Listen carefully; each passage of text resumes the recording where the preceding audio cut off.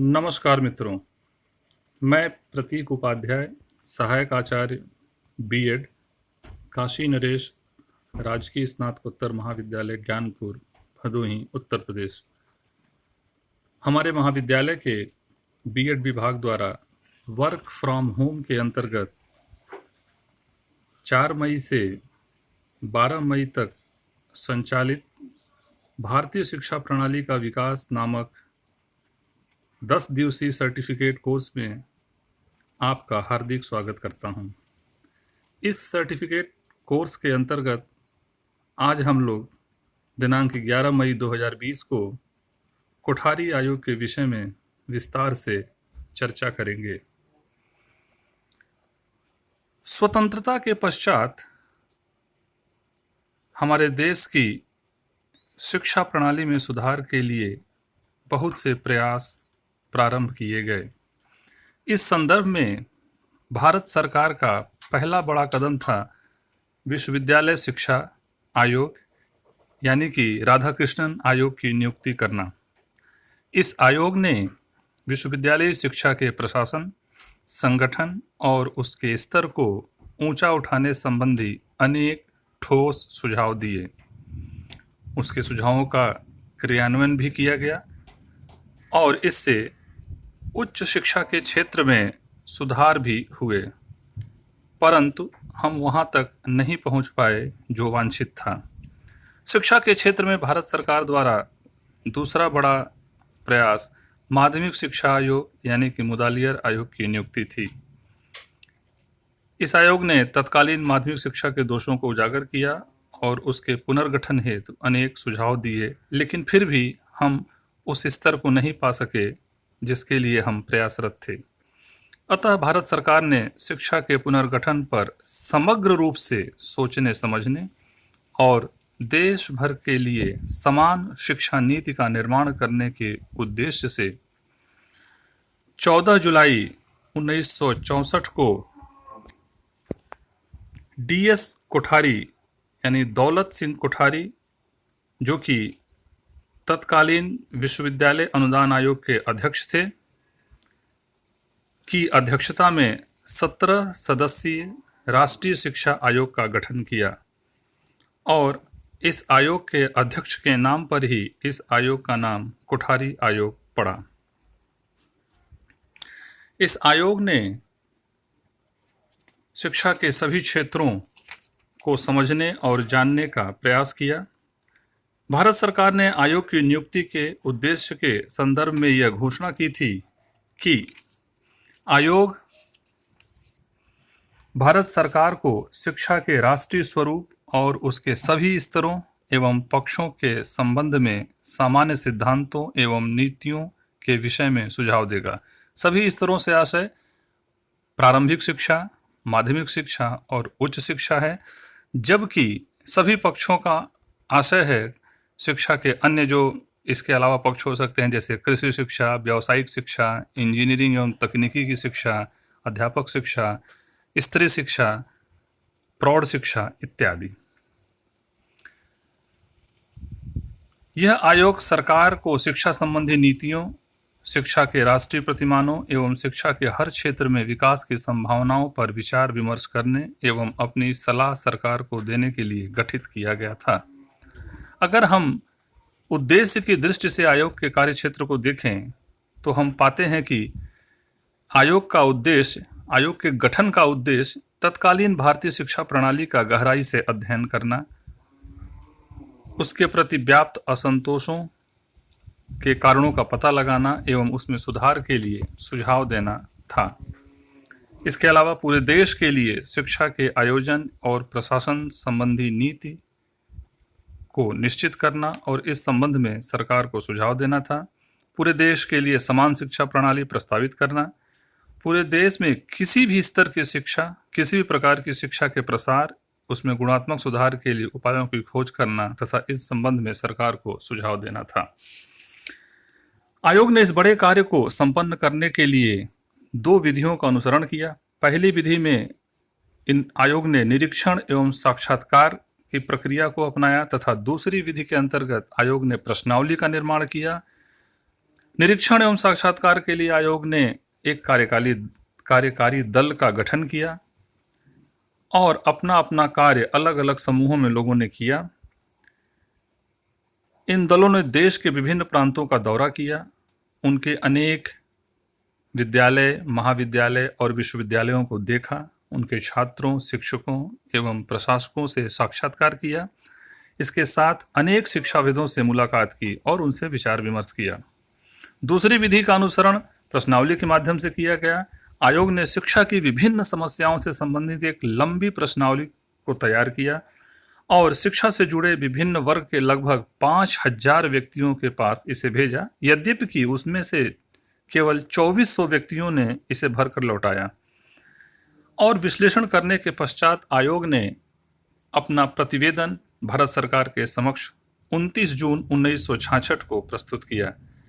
आयोग का प्रतिवेदन बहुत ही महत्वपूर्ण है, एक विशेष नाम से प्रकाशित हुआ जिसका नाम था शिक्षा एवं राष्ट्रीय विकास। आयोग का प्रतिवेदन कुल 3 खंडों में विभाजित है। प्रथम खंड में 6 अध्याय, द्वितीय में 11 अध्याय, तृतीय खंड में केवल 2 अध्याय हैं। आयोग ने अपना प्रतिवेदन प्रस्तुत किया, उसमें सर्वप्रथम जहां से प्रारंभ किया, आयोग के प्रतिवेदन का पहला ही वाक्य है कि भारत के भविष्य का निर्माण उसकी कक्षाओं में हो रहा है।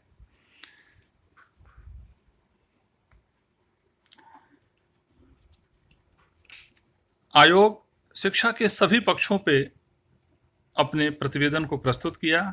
हम उनमें से कुछ महत्वपूर्ण बातों को यहाँ पे आपके समक्ष रखने का प्रयास कर रहे हैं। कोठारी आयोग ने सर्वप्रथम शिक्षा के उद्देश्यों का विश्लेषण किया और शिक्षा के उद्देश्यों के लिए एक पंचमुखी कार्यक्रम, मतलब शिक्षा के 5 उद्देश्य प्रस्तुत किए। इसमें पहला उद्देश्य है शिक्षा द्वारा उत्पादन में वृद्धि करना। उत्पादन में वृद्धि करने के लिए जो महत्वपूर्ण तरीका आयोग ने बताया कि कार्य अनुभव को विद्यालयी शिक्षा का अनिवार्य अंग बनाया जाए। इसके अलावा विज्ञान शिक्षा को प्राथमिक एवं माध्यमिक स्तर पर अनिवार्य किया जाए और इस शिक्षा का उपयोग उत्पादन कार्यों में किया जाए। आयोग का दूसरा जो शिक्षा का उद्देश्य था वो था सामाजिक एवं राष्ट्रीय एकता का विकास करना, उसको सुदृढ़ करना, और इसके लिए आयोग ने सामान्य विद्यालय यानी कि कॉमन स्कूल सिस्टम की स्थापना का सुझाव दिया। साथ ही साथ आयोग ने यह भी कहा कि शिक्षा के सभी स्तर पर समाज सेवा एवं राष्ट्र सेवा अनिवार्य रूप से सबका कार्य हो। तीसरे उद्देश्य के रूप में आयोग ने लोकतांत्रिक मूल्यों के विकास को स्थान दिया और ये कहा कि सभी बच्चों को बिना किसी भेदभाव के शिक्षा के समान अवसर प्रदान किए जाएं। आयोग द्वारा शिक्षा के चौथे उद्देश्य के रूप में राष्ट्र का आधुनिकीकरण करना रखा गया। आधुनिकीकरण से आयोग का तात्पर्य विज्ञान एवं तकनीकी के प्रयोग से देश का आर्थिक विकास करना और जनसाधारण के जीवन स्तर को ऊंचा उठाने से था।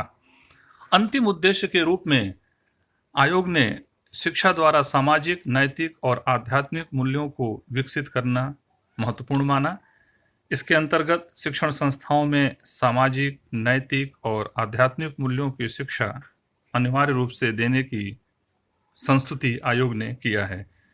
साथ ही साथ प्राथमिक स्तर पर मूल्यों की शिक्षा रोचक कहानियों के माध्यम से और माध्यमिक स्तर पर विद्यार्थियों और शिक्षकों के मध्य विचार विमर्श से तथा विश्वविद्यालय स्तर पर मूल्यों के सुदृढ़ीकरण द्वारा दिया जाना सुनिश्चित किया जाए। कोठारी आयोग ने, जैसा कि पहले ही हम लोग जान चुके हैं, कि शिक्षा के सभी स्तरों एवं सभी पक्षों पर अपना प्रतिवेदन प्रस्तुत किया था। हम लोग कोठारी आयोग के विद्यालयी शिक्षा के संदर्भ में प्रतिवेदन को और अच्छे से जानेंगे और भी जो शिक्षा के पक्ष हैं उनको भी जानेंगे, लेकिन चूंकि यह बीएड के विद्यार्थियों के लिए एक सर्टिफिकेट कोर्स है और बीएड के जो विद्यार्थी हैं वो विद्यालयी शिक्षा से ज़्यादा संबंधित होते हैं, अतः विद्यालयी शिक्षा के संदर्भ में आयोग का प्रतिवेदन उनके लिए ज़्यादा महत्वपूर्ण है। विद्यालयी शिक्षा के संदर्भ में आयोग के प्रतिवेदन का विश्लेषण करते हैं तो सर्वप्रथम आयोग ने कहा कि राष्ट्रीय विद्यालयी शिक्षा बोर्ड की स्थापना की जानी चाहिए।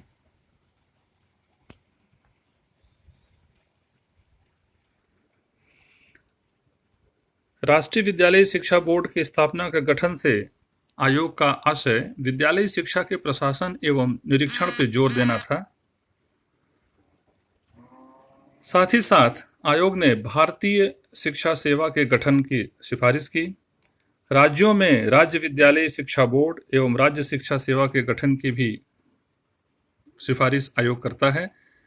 इसके अतिरिक्त जिले के अंदर विद्यालयी शिक्षा का निरीक्षण जिला शिक्षा अधिकारी द्वारा किए जाने को सुनिश्चित किया जाए और पूरे देश में प्राथमिक शिक्षा की समान पाठचर्या लागू की जाए।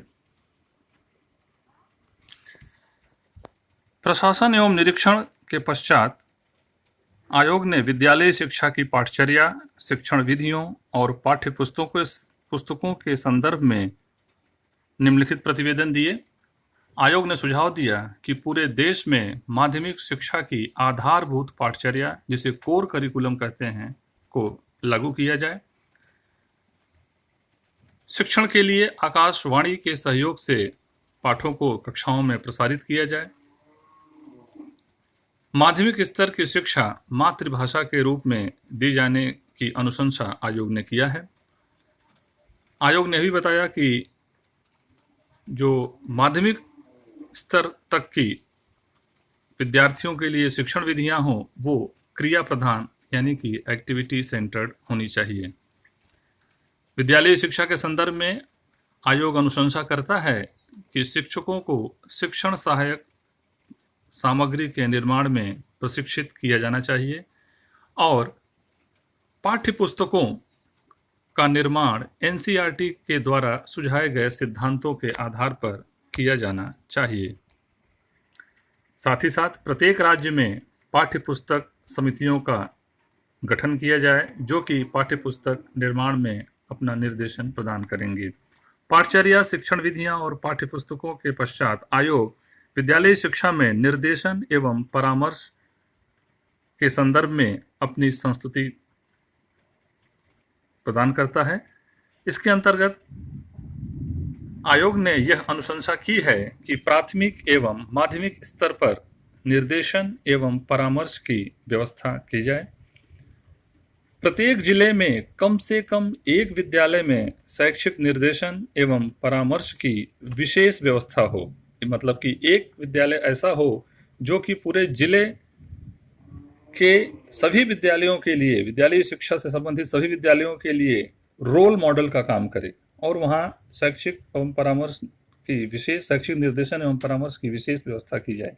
साथ ही साथ 10 विद्यालयों पर एक निर्देशन एवं परामर्श अधिकारी की नियुक्ति की जाए, अर्थात जिले के जो 10 आसपास के विद्यालय हैं उन 10 विद्यालयों के लिए कम से कम एक निर्देशन एवं परामर्श अधिकारी की नियुक्ति हो। इसके बाद आयोग विद्यालयी शिक्षा के मूल्यांकन पक्ष पर अपनी अनुशंसा प्रस्तुत करता है। आयोग का मानना है कि कक्षा 10 के स्तर पर माध्यमिक शिक्षा बोर्ड द्वारा, माने सभी प्रदेशों के माध्यमिक शिक्षा बोर्ड द्वारा सार्वजनिक परीक्षा एवं प्रमाण पत्र प्रदान करने की व्यवस्था सुनिश्चित की जाए। मूल्यांकन के संदर्भ में आयोग का मानना है कि जो परीक्षाएं हैं उनमें से लिखित परीक्षा वैध, विश्वसनीय और वस्तुनिष्ठ होनी चाहिए, साथ ही साथ वो व्यवहारिक भी होनी चाहिए। इसके अलावा लिखित परीक्षाओं के सभी प्रारूपों का प्रयोग किया जाना चाहिए, अर्थात निबंधात्मक रूप से भी लिखित परीक्षा ली जानी चाहिए, लघु उत्तरीय लिखित परीक्षा भी होनी चाहिए और वस्तुनिष्ठ प्रश्न द्वारा भी इसे कराया जाना चाहिए। आयोग यह भी अनुशंसा करता है कि माध्यमिक स्तर पर लिखित परीक्षा के साथ मौखिक एवं प्रयोगात्मक परीक्षा को भी स्थान दिया जाए। आयोग आंतरिक मूल्यांकन में संचयी अभिलेख को महत्व प्रदान करने की अनुशंसा करता है एवं माध्यमिक स्तर पर आंतरिक एवं बाह्य परीक्षाओं के प्राप्तांकों को उनके जो मार्कशीट्स हैं, अंक पत्र हैं, उस पे अलग अलग प्रदर्शित करने की अनुशंसा करता है। इसके अतिरिक्त आयोग की अनुशंसा है कि बोर्ड परीक्षा में श्रेणी के स्थान पर ग्रेडिंग प्रणाली का उपयोग किया जाए।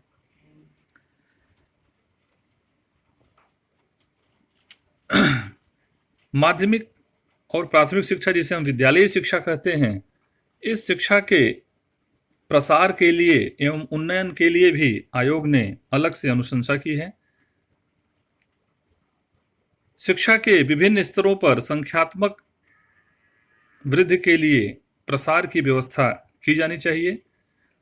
प्रत्येक राज्य के राज्य शिक्षा संस्थान में प्रसार हेतु राज्य पूर्व प्राथमिक शिक्षा केंद्र की स्थापना करने की अनुशंसा आयोग द्वारा की गई है। विद्यालयी शिक्षा के प्रसार के लिए आयोग का सुझाव है कि 6 से 14 वर्ष के आयु वर्ग के विद्यार्थियों को अनिवार्य एवं निःशुल्क शिक्षा प्रदान की जाए। साथ ही साथ आयोग चाहता है कि प्राथमिक स्तर पर अपव्यय एवं अवरोधन को रोका जाए। आयोग ने यह भी अनुशंसा की कि विद्यालयी शिक्षा के उन्नयन एवं प्रसार के लिए 1 किलोमीटर की दूरी पर प्राथमिक विद्यालय एवं 3 किलोमीटर की दूरी पर उच्च प्राथमिक विद्यालयों की स्थापना सुनिश्चित की जाए। मंदबुद्धि एवं विकलांग बच्चों हेतु पृथक प्राथमिक विद्यालयों की स्थापना करने की अनुशंसा आयोग करता है। विद्यालयी शिक्षा के उन्नयन हेतु आयोग का सुझाव है कि विद्यालय संकुल का निर्माण किया जाए। इस प्रकार हम देख सकते हैं कि कोठारी आयोग ने विद्यालयी शिक्षा के सभी पक्षों, जैसे कि प्रशासन एवं निरीक्षण कैसे किया जाए, उनका पाठचर्या कैसी हो, शिक्षण विधियां कौन सी होनी चाहिए, शिक्षा का माध्यम क्या होना चाहिए, पाठ्य पुस्तक कैसी होनी चाहिए, निर्देशन और परामर्श की व्यवस्था किस प्रकार होनी चाहिए, मूल्यांकन किस प्रकार से किया जाना चाहिए तथा विद्यालयी शिक्षा का प्रसार एवं उन्नयन कैसे हो, इन सभी से संबंधित अपने सुझाव दिए हैं। विद्यालयी शिक्षा के अतिरिक्त कोठारी आयोग ने शिक्षा के निम्नलिखित क्षेत्रों में भी सुझाव प्रस्तुत किए थे, जैसे कि विश्वविद्यालयी शिक्षा, कृषि शिक्षा, व्यावसायिक एवं तकनीकी शिक्षा, विज्ञान शिक्षा एवं अनुसंधान, अध्यापक शिक्षा, प्रौढ़ एवं समाज शिक्षा, स्त्री शिक्षा, शैक्षिक अवसरों की समानता। कोठारी आयोग के विश्वविद्यालयी शिक्षा संबंधी जो सुझाव थे वो इस प्रकार से थे। आयोग ने अनुशंसा की कि यूजीसी का पुनर्गठन किया जाए एवं 1/3 मतलब कि 1/3 सदस्य विश्वविद्यालयों के प्रतिनिधि हों, मतलब कि विश्वविद्यालयों से उनका चयन किया जाए। उच्च अध्ययन केंद्रों की स्थापना की जाए, नए विश्वविद्यालयों की स्थापना की जाए। वरिष्ठ विश्वविद्यालयों से आशय आयोग का ऐसे विश्वविद्यालयों से था जहां पर केवल स्नातकोत्तर एवं शोध की पढ़ाई हो। ऐसे वरिष्ठ विश्वविद्यालयों की स्थापना करने की अनुशंसा आयोग करता है। उत्तम श्रेणी के महाविद्यालयों को स्वायत्त शासी बनाने की अनुशंसा करता है।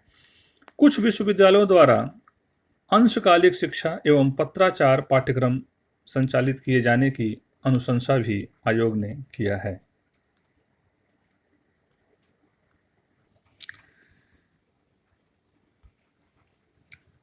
आयोग का विश्वविद्यालय शिक्षा के संदर्भ में यह सुझाव था कि विश्वविद्यालय शिक्षा का उद्देश्य नवीन ज्ञान, नवीन ग्रंथों की खोज के साथ साथ पुरातन ज्ञान एवं विश्वासों का मूल्यांकन करना होना चाहिए। आयोग का सुझाव था कि स्नातक स्तर का जो पाठ्यक्रम है वो त्रिवर्षीय किया जाए। आयोग का यह भी सुझाव था कि कक्षा शिक्षण को कम करके उसके स्थान पर स्वाध्याय, विचार विमर्श, समस्या समाधान एवं लेखन को अधिक महत्व दिया जाए। उच्च शिक्षा में परीक्षा प्रणाली के सुधार हेतु आयोग का सुझाव था कि केंद्रीय परीक्षा सुधार इकाई का गठन किया जाए। साथ ही साथ एक परीक्षक द्वारा अधिकतम 500 उत्तर पुस्तिकाओं का मूल्यांकन हो। इससे अधिक उत्तर पुस्तिकाओं का मूल्यांकन एक परीक्षक न करे। और शिक्षकों की नियुक्ति राष्ट्रीय स्तर पर की जाए।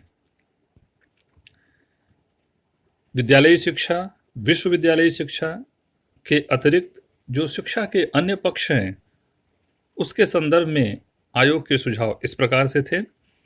माध्यमिक स्तर पर कृषि को कार्य अनुभव का महत्वपूर्ण अंग बनाना चाहिए।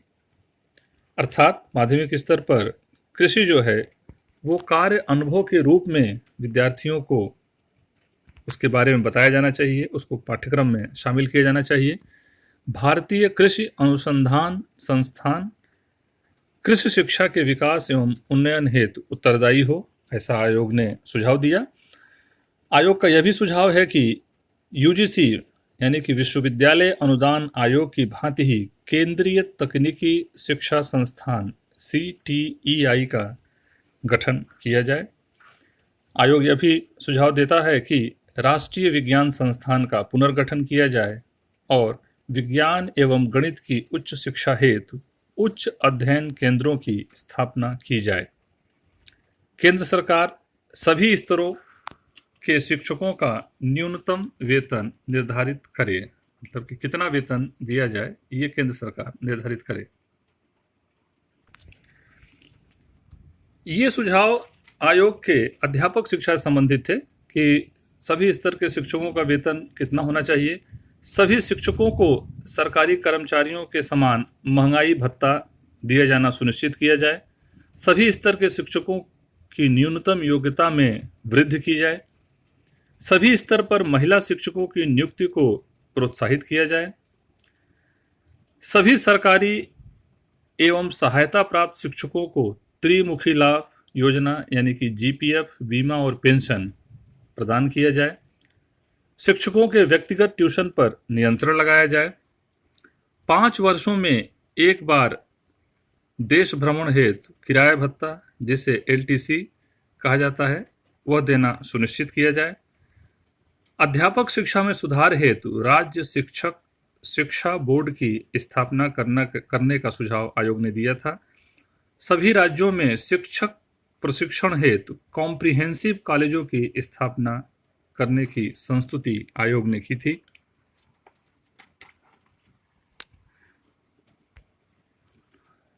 सभी शिक्षक प्रशिक्षण संस्थाओं को आयोग का मानना था कि शिक्षक प्रशिक्षण कॉलेज कहा जाए।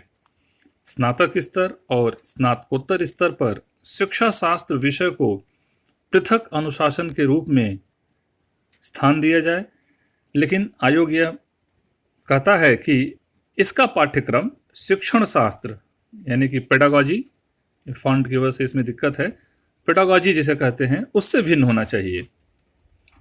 कुछ चुनिंदा विश्वविद्यालयों में शिक्षा स्कूल ऑफ एजुकेशन, शिक्षा स्कूल इंग्लिश फॉन्ट नहीं लिया है, स्कूल ऑफ एजुकेशन स्थापित किए जाएं, जहां अध्यापक शिक्षा से संबंधित शोध कार्य करवाए जाएं। प्रत्येक अध्यापक शिक्षा संस्थान में प्रसार सेवा विभाग की स्थापना की जाए। प्रशिक्षण के दौरान अभ्यास शिक्षण, जहाँ पे जो प्रशिक्षणार्थी होते हैं, प्रशिक्षु होते हैं, वो प्रैक्टिस टीचिंग के लिए जाते हैं, अगर वो मान्यता प्राप्त विद्यालय हैं तो उन्हें सरकारी स्कूल की मान्यता दी जाए। किसी भी स्तर के शिक्षक को प्रत्येक 5 वर्ष बाद सेवाकालीन प्रशिक्षण की व्यवस्था हो। ये आयोग के जो रिकमेंडेशंस थे, प्रतिवेदन थे, वो अध्यापक शिक्षा के संदर्भ में थे। इसके साथ ही साथ आयोग बालिका शिक्षा, प्रौढ़ शिक्षा एवं शिक्षा में अवसरों की समानता के क्षेत्र में भी अपने सुझाव आयोग ने प्रस्तुत किए हैं। उस संदर्भ में आयोग का मानना है कि माध्यमिक स्तर के पाठ्यक्रम में बालिकाओं के लिए गृह विज्ञान विषय की अलग से व्यवस्था की जाए। बालिकाओं की माध्यमिक स्तर की शिक्षा निःशुल्क हो, जिससे कि उसका प्रसार हो सके। उच्च शिक्षा में बालिकाओं को विशेष छात्रवृत्ति प्रदान की जाए। बालिकाओं की शिक्षा के लिए अलग से उच्च शिक्षा के लिए महिला महाविद्यालय की स्थापना करने की अनुशंसा आयोग ने किया था। महिलाओं के लिए पत्राचार पाठ्यक्रम की भी व्यवस्था की जानी चाहिए। जो घर से बाहर जा करके नहीं पढ़ सकती है, उनके लिए पत्राचार पाठ्यक्रम की व्यवस्था करे सरकार। केंद्रीय स्तर पर राष्ट्रीय प्रौढ़ शिक्षा बोर्ड तथा राज्यों में राज्य प्रौढ़ शिक्षा बोर्ड की स्थापना की जानी चाहिए। ये प्रौढ़ शिक्षा के संदर्भ में आयोग की अनुशंसा है। साथ ही साथ जिले एवं ग्राम स्तर पर प्रौढ़ शिक्षा समितियों का गठन किया जाए। और आयोग यह भी मानता है कि अवसरों में समानता को लाने के लिए, शिक्षा में अवसरों में समानता को बढ़ाने के लिए केंद्रीय बजट का 6% शिक्षा पर व्यय हो, यानी कि जो 2% शिक्षा पर व्यय हो रहा है उसको बढ़ा करके इसे 6% किया जाना चाहिए। इस प्रकार हम देखते हैं कि आयोग ने शिक्षा के सभी स्तरों और सभी पक्षों पर बहुत विस्तृत रूप से अपने सुझाव या अपने प्रतिवेदन प्रस्तुत किए और इसका बहुत लाभ हुआ। राष्ट्रीय शिक्षा आयोग 1964-66, जिसे कोठारी आयोग कहते हैं, इसकी सिफारिशों के आधार पर राष्ट्रीय शिक्षा नीति का निर्माण किया गया और उसे 24 जुलाई 1968 को घोषित भी किया गया। राष्ट्रीय शिक्षा आयोग की सिफारिशों पर अमल किया जाने लगा। पूरे देश में कोठारी आयोग के प्रतिवेदन के फलस्वरूप 10+2+3 शिक्षा संरचना लागू करने के लिए प्रयत्न प्रारंभ हुए।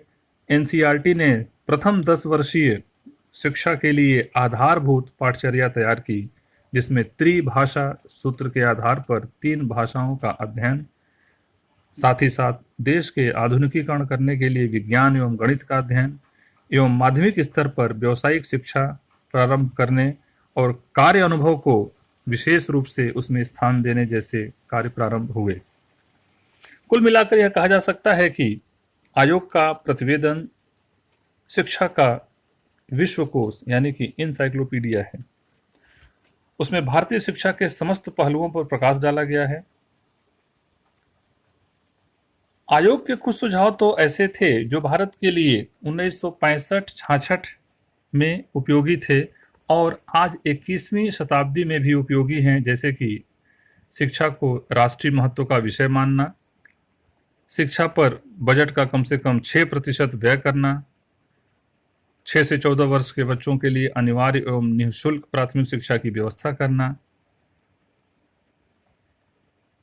उच्च शिक्षा में विज्ञान शिक्षा एवं शोध कार्य को विशेष ध्यान देना इत्यादि।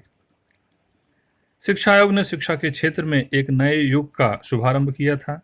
उसके आधार पर शिक्षा को राष्ट्रीय महत्व का विषय माना गया, शिक्षा की राष्ट्रीय नीति घोषित की गई और किसी भी स्तर पर शिक्षा के प्रसार में तेजी आई और उन्नयन की तरफ कदम बढ़ते चले गए। धन्यवाद। उम्मीद है कि आपको ये बातें समझ में आई होंगी और इसे आप ग्रहण कर पाए होंगे।